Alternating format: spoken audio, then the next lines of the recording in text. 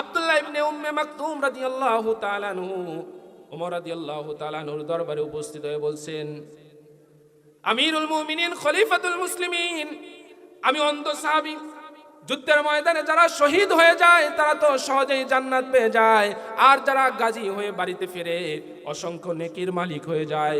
আমি অন্ধ মানুষ, আমার কি অপরাধ? আমি কেন যুদ্ধের ময়দানে যেতে পারবো না? তখন যুদ্ধ চলছিল।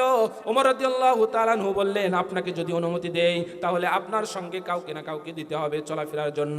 আব্দুল্লাহ ইবনে উম্মে মাকতুম রাদিয়াল্লাহু তাআলা আনহু বললেন, আমি যুদ্ধের ময়দানে যাব, সঙ্গী সহকারে যাব, তবে যুদ্ধের ময়দানে আমি একটি কাজ করতে পারবো, তরবারি চলাইতে পারবো না, তবে ঠিক আছে কালেমার জান্ডাবাহী পতাকা আমি দুহাত দিয়ে ধরে রাখতে পারবো। জোরে বলেন আল্লাহু আকবার।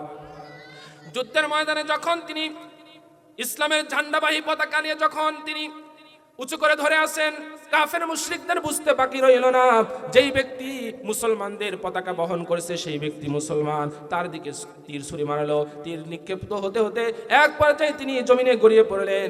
এরপরে যুদ্ধ যখন শেষ হয়ে গেল, শহীদদের লাশ যখন আলাদা করা হচ্ছিল, ঠিক দেখা গেল শহীদদের লাশের পাশে তাকে দেখা গেল তার শরীরে তীরবিদ্ধ, এরপরও তার হাত থেকে কালেমার ঝান্ডাবাহী পতাকা সরে যায়নি। জোরে বলেন আল্লাহু আকবার।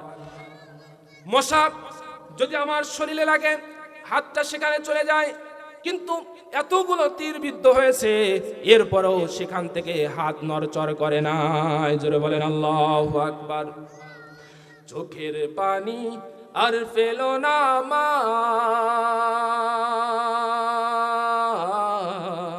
ভাসাইয়া বুক, জান্নাতে দেখা হবে মা গো, সেথাই চিনে নিব তোমার মুখ, জান্নাতে দেখা হবে মা গো, সেথাই চিনে নিব তোমার মুখ। জোরে বলেন আমিন।